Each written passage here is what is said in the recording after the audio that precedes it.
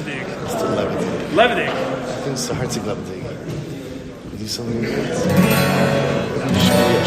What? Just Shalom Aleichem. Why not? Whatever you want.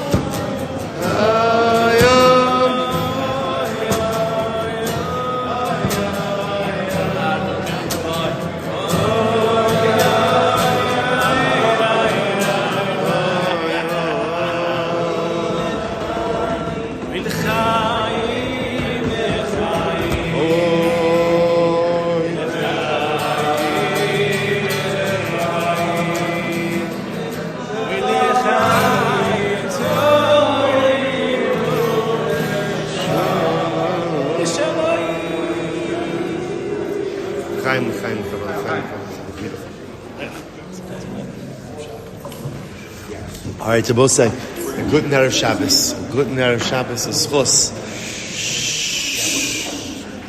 A chus, Baruch Hashem, to be able to be here together on Erev Shabbos, be able to be Mosik Mishabbos Halachol, be able to, or Mechol Ala Shabbos, I should say, but Shabbos Halachol. It's just Bizochem Eretz Hashem. It's just good. More about that. Good. Steve, our sponsors, what? I can speak louder. Steve, our sponsors. I'm sponsoring tonight for Foolish Shorela and Elchama from Nuclear Lewis Chester Miriam, and separate from that, we wish where did Robert go? Robert, we wish Robert Roseborough a mazel tov on his upcoming wedding. Mazel tov, mazel tov, mazel tov.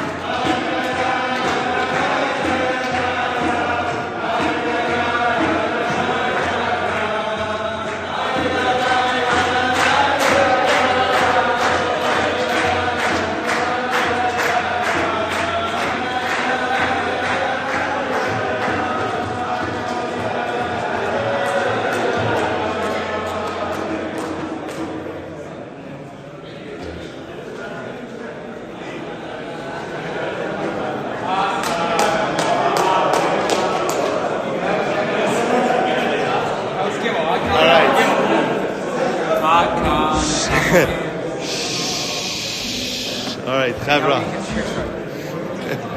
We probably should get a little bit of learning. No, this was Beautiful. Chaim l'chaim. Oh, l'chaim, l'chaim, l'chaim, t'avoy memole, shalom, l'chaim, l'chaim. All right, to say.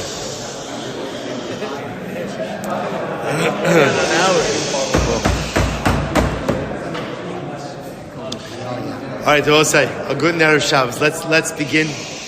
We don't have a microphone this week, but I'm going to try it one more week without a microphone before we have to give in to the microphone. But all right, so first of all, again, a tremendous mazel tov to Elio. Come join us this Shabbos when we're celebrating Elio's Ufruf here at the shul. Again, he doesn't know this yet, but the friends of Elio Roseborough are sponsoring the Kiddush in his honor, Amir Hashem, for his Ufruf. No, it's on my bill. So again, Sechera, please feel free to join us. Amir, it's going to be a beautiful, beautiful simcha. So we'll say, let's continue. So first of all, again, also a thank you to our annual Talmud Torah sponsor, the Tilson Mishpacha Eretz Yisrael, for dedicating all the Shir Midrashos this year, the entire year, in the Schos of Besoros Tovos Am Yisrael. We hope that in the merit of our Talmud Torah, our hostages will, Amir Hashem, continue to come home b'shalom and b'karov, and our holy soldiers will be successful b'chol ma'asei yedehem. We'll say with that, let us begin. So tonight we are picking up at Meretz Hashem in section Mem Daled. A really incredible and beautiful piece ahead of us tonight. Again, a little bit of a complicated piece. You'll see why complicated, just because it requires a little bit of iyun, a little bit of introspection, a little bit of understanding. So the Rebbe says as follows. The Rebbe says incredible. In Ritzoncha Lilmod Shalol Lishma. I want to tell you, just as an aside, generally when I give a share, so you always try to figure out how much ground you want to cover, right? So I've yet to meet my expectations, right? But I'll tell you what I find is something absolutely amazing, which is that sometimes you don't get to something one week, and then you get to it a different week. And exactly when you're getting to it is like exactly the moment that it comes together. And the reason I'm saying that, Shalom Aleichem Chavra, good evening, good night of Shabbos.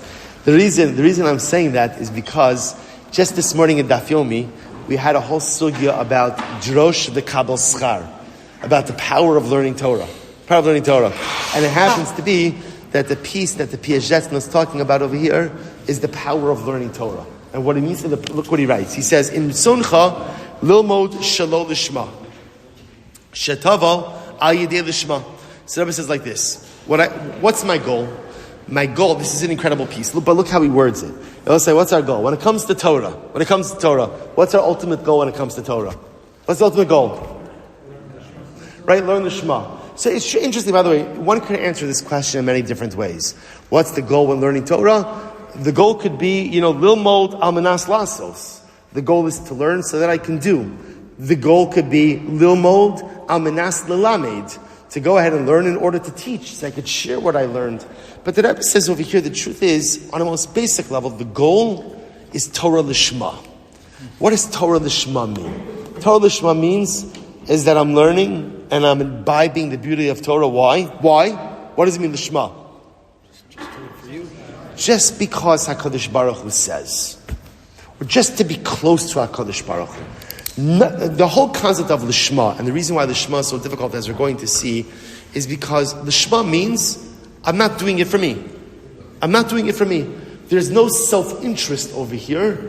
It's all about some higher purpose. So what does it mean to learn Torah Lishma?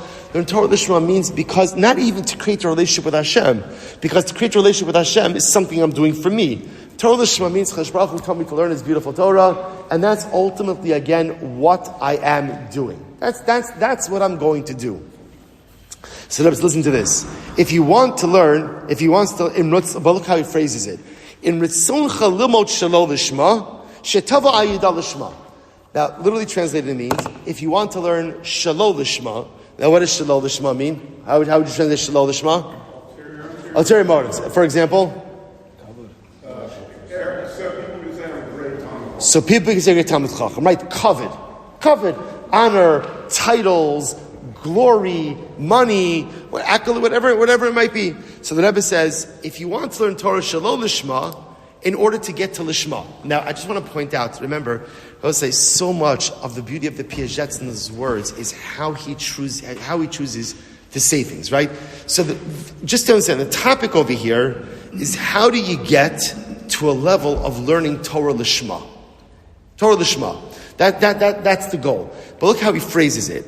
If you're going to learn Torah Shalol Lishma, in order to get to Torah Lishma, what does the Piaget say? Before the Rebbe even gets into the topic, what is he teaching us? What he's teaching us is there are no shortcuts to spirituality. If you want to get to the level of Torah Lishma, by definition, what does it require? Going through Shalol Lishma. There are no shortcuts to spirituality. I will say, I think sometimes one of the hardest things for us to wrap our head around is, we live in a world where there's we're always looking for a hack, right? There's always a hack, right? Come on, how could I take something that's big and just condense it into a relatively easy, non-difficult, non-multi-step process? And the truth is, for a lot of things in life, you can do that. Klal Gadol is, for anything that is meaningful, there is no hack. There is no hack. Let's say, how do you build a beautiful marriage? You're like, I have no idea, right? Getting a lot of blank looks over here. Right? So again, how do you build a beautiful marriage? It's effort. It's work. Right? I'm sorry? Never get married. No, I'm not repeating it. Right? So Lamaisa, right? It's effort. It's effort, right? It's just a tremendous amount of effort. Think about anything that is meaningful to you, right? Sometimes I'll. You see this with young people when they think about what do they want to do in life. You ever hear a person say, "What do you want to do?" "I want to be rich." Well, being rich is not an occupation, right?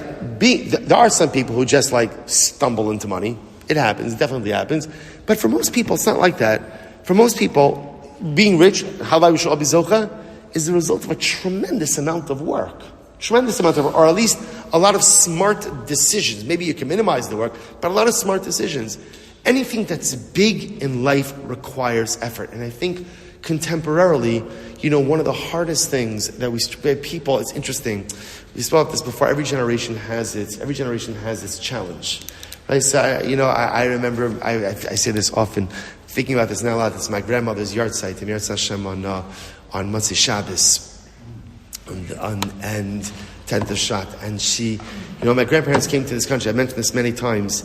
It's like my grandfather Zichron Livracha would not work on Shabbos. He would not work on Shabbos.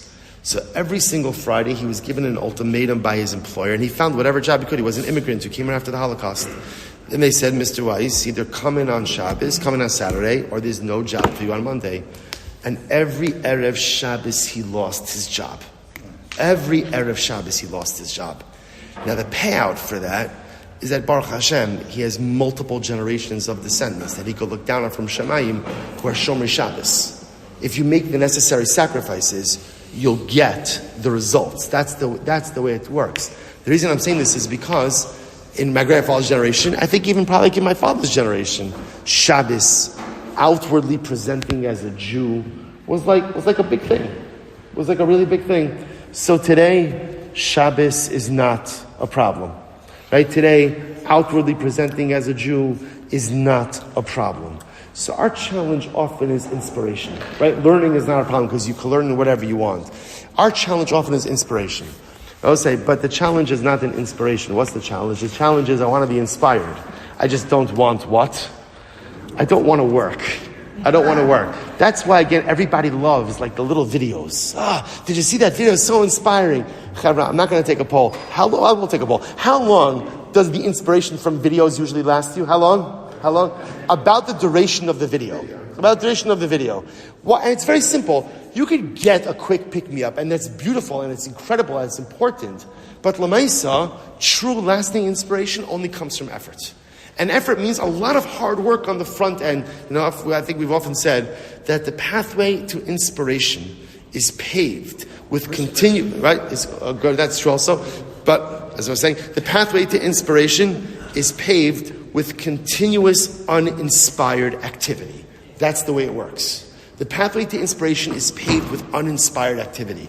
That is the way that it works. You want to reap the benefits, you have to be willing to put in the effort. But if I'm not willing to put in the effort, I'm ready to be inspired. Shkoyach, very nice that you're ready, but you're not going to be inspired. You'll spend, like many people, they spend their lives in a state of readiness. I'm ready for something big, but it's not going to happen because so the Rebbe says over here, the first thing he says, just understand, if you want to get to Torah Lishma, the first step to Torah Lishma is Torah Shalom Lishma. Torah Shalom Lishma. Now, I watch this. How makes that? It's incredible. So, what is Torah Shalom Lishma? What does that look like?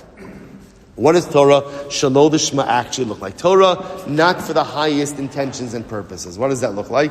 So let's listen to this. He says, Gurar. He says, Ha make as Sechalcha Batorah. Again, make it an intellectual pursuit. Make Torah an intellectual pursuit. Right? So in other words, immerse your intellect in Torah. I will say, we know, Torah is very enjoyable. Torah is incredibly enjoyable, right? Torah is intellectually rewarding. So what's Torah Shalom Lishma? Torah Shalom Lishma is intellectual Torah. So therefore, immerse your intellect in Torah.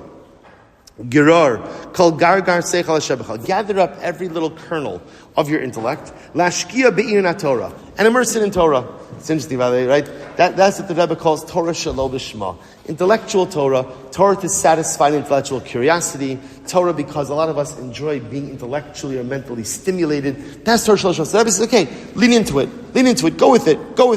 Commit yourself in totality to Torah Shalom Lishma. Kilomar, look what he writes. And both say, this is incredible. Ki ikar kushyas halimud lishma. Now, what is the general problem with Torah lishma? Or, the truth is, it's not just Torah lishma. What's the general problem?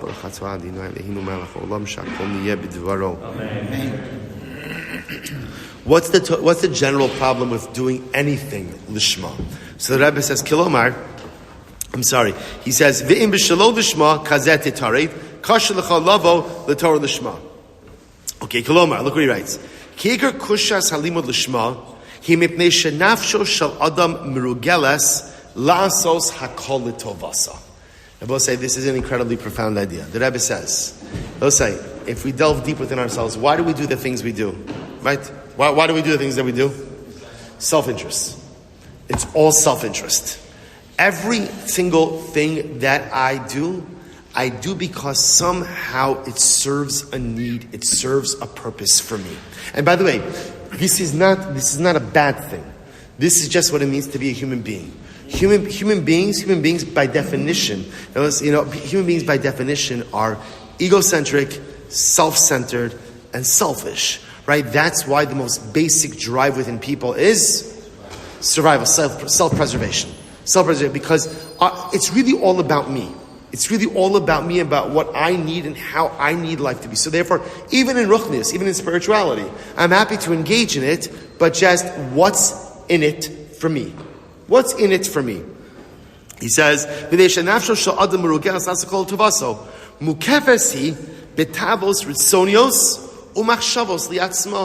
General, as I go through life, it's interesting, by the way, when you begin to look at this, you see it everywhere. If Sham Shonafal Hirsch brings down, he says people have a desire, like a natural desire to have children. What's the pshat with that? Right? Why does a person have a natural desire for offspring? What's the pshat? What's the pshat? Legacy. Sham Shonafal says something amazing. He says, what do I want more than anything in this world? He'll say, if you could be given one wish, what would it be? One wish. Immortality. Everybody wants immortality. I want to live forever. So if Hirsch says, but you can't get immortality. What's the next best thing after immortality? Children. Because there's a piece of me that lives on afterwards. Children are formed. That's why, by the way, Rachmana litzlan, the loss of a child, Rachmana litzlan lo aleinu, is one of the most profound losses. Because what it is it's not just simply a parent losing someone who they love, it's a parent losing their future. The future that I thought I had, the future I thought I was the future that was supposed to outlive me has now predeceased me. So you see everything, even establishing a family. And one can make the argument that being a parent is one of the most selfless things that a person could do, right? Because you have to give everything to your kids, like literally everything to your kids, right? But lamaisa, it's worth it. But why? Why? So we like to say because we love our children more than anything. Maybe. But it's also because our children provide something for us. Right? It's to be honest, even with our kids, it's not a selfless relationship. I may give to my children selflessly, but my children fulfill a very important selfish need for me. They endow me with an additional identity. They give me some form of immortality. So therefore, again, even in the most selfless relationship, parent to children, there's a selfishness. And again, I want to be clear. The Piaget is not saying this is a bad thing. I won't say it's not bad. It's not bad. It's not good. What is it? It is. It just is. It just is. Even things like tzedakah, even given it out, it makes you feel good. So that's a kind of a self. Correct. That's the Piaget. And again, I want to be clear. It's not a bad thing. In other words, this motivates us to do a lot of things. In other words, right, I want to feel good. I give tzedakah, right? Even anonymously. So no one else knows. I know. I know that I gave tzedakah, so 100%. And again, the people says, again, I will say, this is just human nature. Again, people do things for, and I will say, that's why, by the way, we all know this. If you want people to do things, what do you need to do? You need to show them what's in it for them. Right? If you ask someone to do something, right, try asking someone for a selfless act. Right? So first of all, for sure, don't text them in advance saying, I'm about to call you to ask you to do something selfless, right? Because chances are they won't take your call, right? But also, they'll find the money. But if you explain to them, there's something in it for you. You're going to get something from it.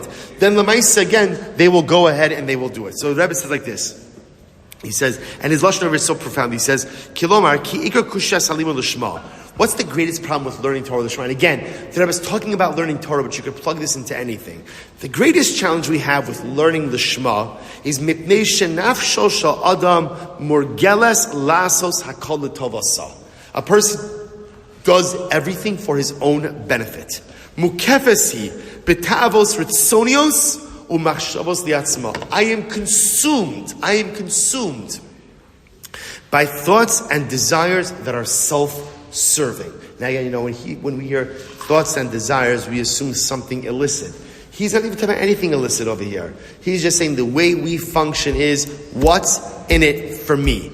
And anything and everything that I do, just my default setting is there's got to be something in it for me. I'll say that's why, by the way, when you do run across selfless people, and they do exist, like we're enamored by them.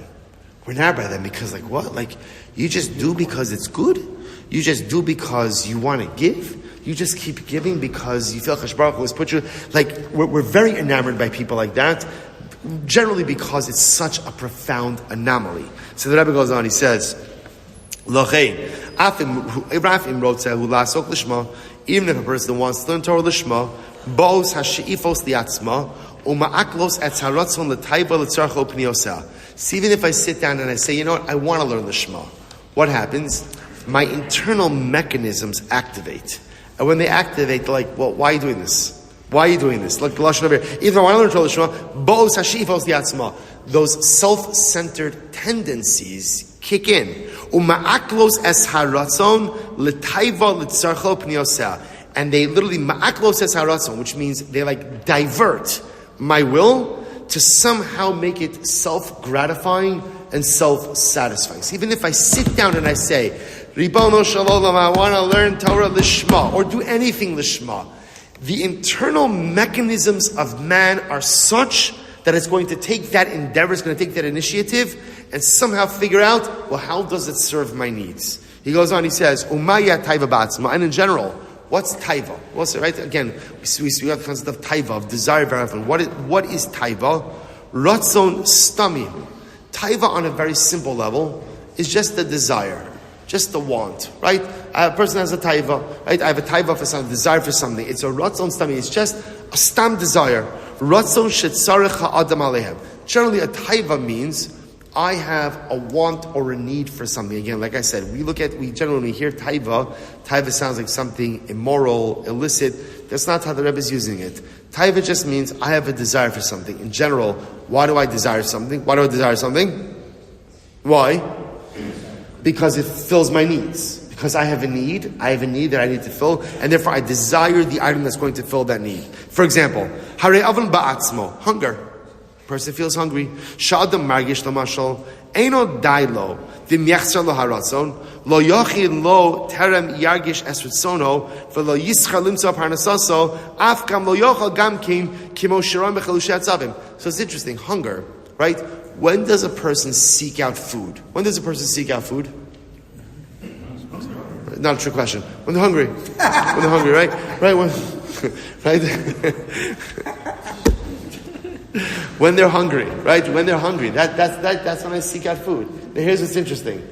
I know I'm going to be hungry, right? But it's interesting, like, no one goes and prepares lunch at 10 o'clock in the morning and puts it on the table saying, you know what, by 1 o'clock I'm going to be hungry, let me get this prepared. Now, I know what's going to happen. It's not like I get hungry, I want to come, what's going on over here? I want to eat lunch. No, again, I knew this was going to happen, but yet, interestingly enough, what propels me to take action? Hunger. What's hunger? Taiva. It's a desire for food. So what happens when that desire awakens inside of me? I spring into action to remedy that need. And he says, that's why, by the way, you see, K'mosharon bechalusha atzavim. Chalusha atzavim, someone is depressed. What happens sometimes when someone's depressed, what happens? They don't have an appetite. Right? Why? Where's the appetite? Because the ratzon is not there. The ratzon is not there. The taiva is not there. So I'll say this is an incredible thing. Just the way we're wired. The way we're wired is we're wired as self-serving beings. Wired as self-serving beings. That's what Kadosh Baruch Hu programmed us. And that's why, again, taiva is I have a desire for something that I need to address a particular need that I have, and I spring into action when it's there.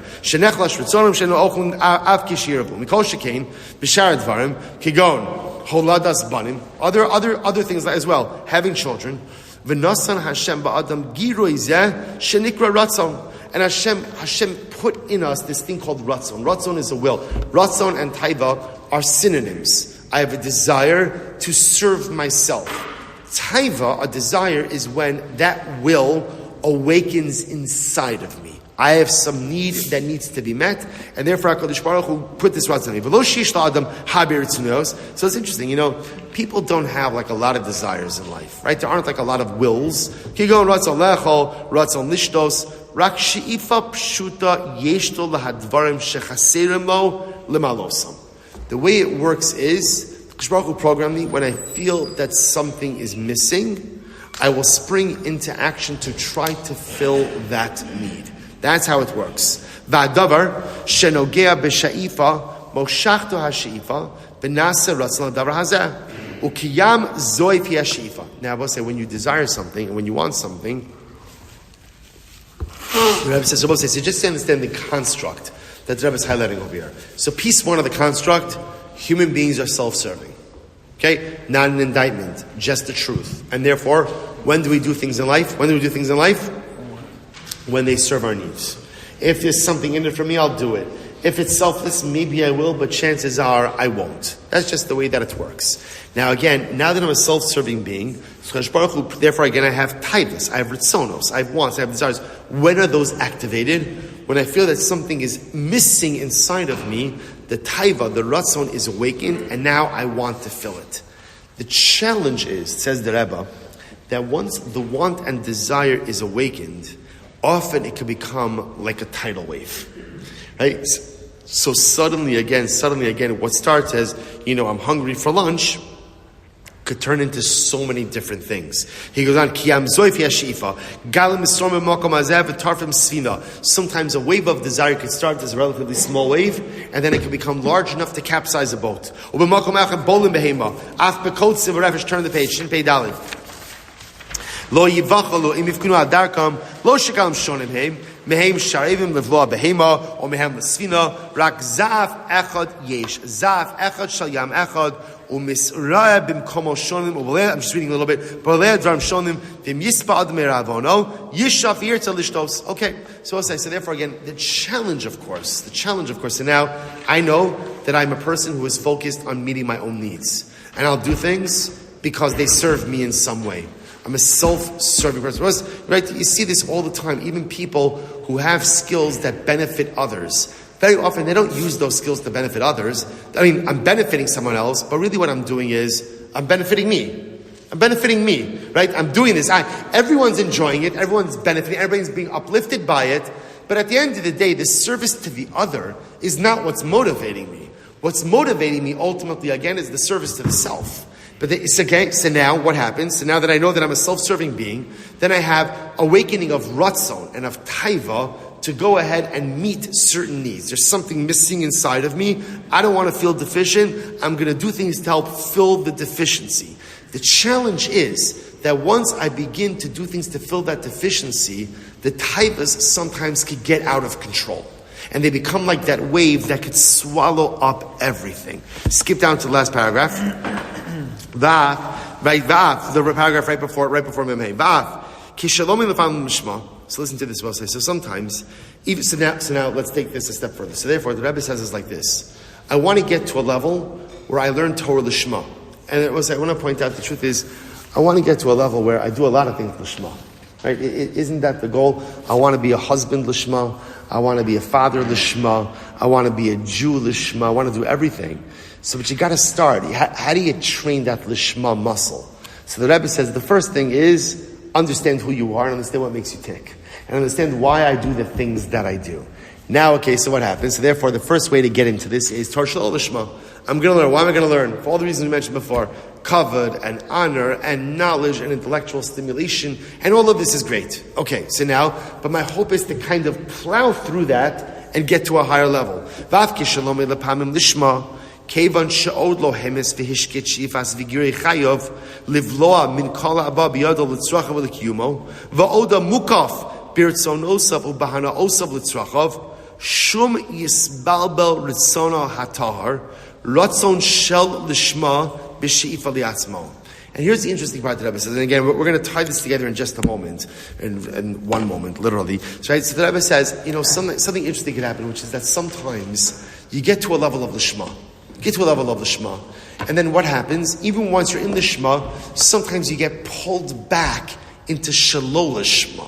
So the Rebbe says, what do you do in those moments? He says, Ratzon Shal Shema b'shifas la'atzma b'pniyos utach v'tavlis kardum lach parva mash'enkin mashkia es ha'shalom l'shma b'limon shal iyun ki kol iyun molit hiskashrus ad shebesha shazu ma'ayin shocheches kavanas ha'kodemes v'hadavar nogea lalibos. The Rebbe says something amazing. The Rebbe says, so what's the key to Torah Lishma? What's the key? The key to Torah Lishma is iyun. I will say now, iyun, I just want to point out over here, doesn't mean the way necessarily if you have a yeshiva background, you think about iyun. Right? He's not talking about learning a sugya bi-iyun. What does he mean by iyun? We'll see in just a moment. When you learn bi-iyun, you're able to graduate from shalol lishma to lishma. B'miduzu gam she'ifasa v'girei chayiv nishka b'limudo mistara le'edro mis'ave balamatzo v'kasher tavas atzmusa p'niyah nedra. Okay, let me say the rest of this outside just because of time. So we'll say, remember I mentioned to you that sometimes you don't get to a piece in the Piaget because Chassidus Chaburah didn't want us to get to this week. Just this morning in Daf Yomi. We had a most incredible Gemara. The Gemara is talking about Sreifa. That's the topic of death by burning. Again, we'll get more into the details of that in Meretz Hashem tomorrow morning. Right? Sreifa. And the Gemara is going through all these different halachas. Who gets Sreifa? When do they get Sreifa? Bas Kohen and Arusa and the Suah. Again, all the different sugyas. And then you remember again, the Gemara comes along, Rav Yosef comes along. And what does Rav Yosef say? Rav Yosef says, guys, why are we doing this? Why are we learning this? Hilchasa l'mashicha. Hilchasa l'mashicha. Right? What does Hilchas al Mashiach mean? Hilchas al Mashiach means, at the end of the day, this is only applicable in the Messianic era. This is not applicable now. Right? We don't have a Sanhedrin. We don't have a Beis HaMikdash. Therefore, you can't administer capital punishment. So why are we doing this? And what did the Gemara answer? The Gemara said, rather, eladrosh v'kabel schar. Learn it and receive reward. So how do we normally understand that? That there's a power to learning Torah for the sake of learning Torah, even if it doesn't yield a practical result. I mentioned this morning, I think it's still true. There's a deeper meaning to that. What does Joshua Kabel Schar mean? Joshua Kabel Schar means learn Torah.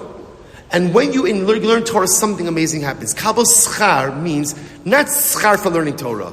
The schar is the transformative effect that Torah has on you.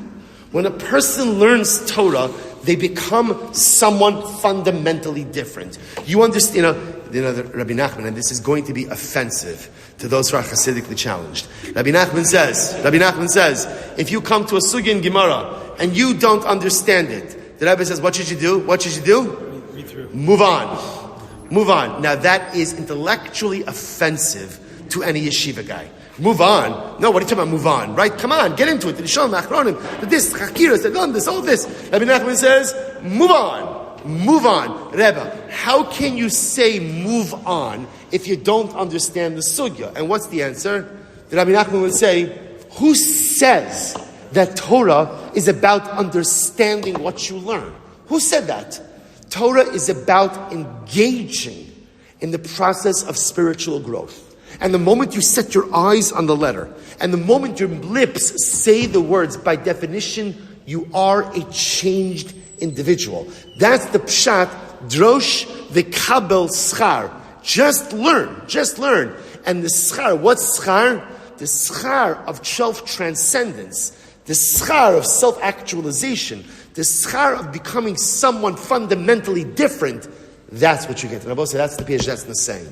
The Rebbe is saying the same thing exactly over in this. We're going to end in this just a moment. That's what I'm saying. But I want to tell you something that's going to sound like a total anomaly, but it's still true. How do you get to Torah Lishma? How do you get to Torah Lishma? Learn Torah Shalol Lishma.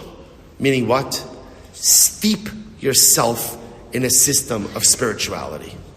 Just keep at it. Just each and every day embed yourself in a system of spirituality. Whether, again, that's Torah, that's Chesed, all of the above. Just embed yourself in Ruchnius. And when a person embeds themselves in a spiritual system, by definition, you become a changed person. That's what Rebbe means when he says, the way to get to Torah Lishma is through Torah Shalol Lishma. Keep learning, not for the right reasons, but you know what you're learning. You're embedded, you're involved, you're attached, and then you will see one day what happens. What is it? The switch flicks? Change occurs, right? Change occurs, right? Something happens to the switch also, right? Change occurs. Everything changes. And there's not even a way to predict it. You just have to keep going. You have to keep plugging. You have to keep learning. You have to keep going. And at some point, at some moment, the Shalol Lishma becomes Lishma. And the Rebbe says that's the only way it works, because otherwise there's no rational way for it to occur. Because remember, again, generally, right, everything we're doing is always in a self-serving fashion. It's always for our own benefit. Avi, don't let them start. We're going to be in there in 1 minute. Right? So everything we do ultimately, again, is for ourselves. But if I just keep embedding myself in a system of spiritual, that's why, if you think about it, what is Yiddishkeit all about? What is Yiddishkeit all about? What is Yiddishkeit all about? One word? In one word? Yiddishkeit? All right, maybe many words, right? Many words, right? It's consistency. It's showing up day after day. Let's say, I'm not going to take a show of hands. I'll tell Chevra, how many of you have had a day in the last year where you davened 3 kavanas in one day with kavana? 3 tefillos in one day with kavana. When was the last day you had a day that you davened Shachris, Mincha, and Ma'ariv with kavana? I cannot remember the last day. I don't even know if I had one in my life where I davened, even Yom Kippur, right? Even Yom Kippur, Rosh Hashanah, right? Some tefillos are better, some tefillos are worse. Whoever has kavana, 3 tefillos a day, it's okay. Because actually it's not about the kavana. You know what it's about? It's about showing up. It's about being consistent. It's about embedding yourself in a system and believing that if you embed yourself in the system, one day, the light bulb goes off. One day, the Shalol Lishma turns into Lishma. One day, I become self-transcendent, and I'm no longer that person who only does things because they serve my own needs, but I do things for some higher purpose as well. Right? We'll say Shkoyach, Ma'ariv in the base medrash.